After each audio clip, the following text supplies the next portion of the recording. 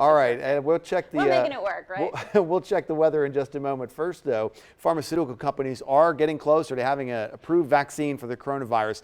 No final decision from the FDA just yet, but it really does look like these vaccines are going to work. The next hurdle is going to be how to distribute them to tens of millions of people.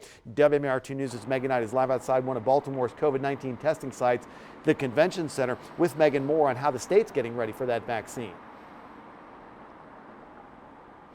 Yeah, this is going to be a really large undertaking, Christian, and we have heard from experts already who say that it is going to take a lot of coordination and sound logistics to get this vaccine distributed to everybody once it does become available to the public. And each vaccine that's being developed has different requirements for it in terms of storage and administration to make it the most effective. So that's something that states have to keep in mind as well. And during the Board of Public Works meeting yesterday, state officials said that they have already started buying freezers to store these vaccines, and they can buy more from their vendor if they need to.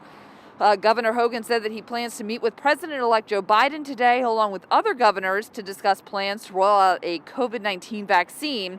Those special freezers that the state's been buying, those will be used to store the vaccine that's being developed by Pfizer and BioNTech. And the reason being is that their vaccine must be kept at minus 70 degrees Celsius or minus 94 degrees Fahrenheit, which is far colder than the temperature that a normal freezer can get to.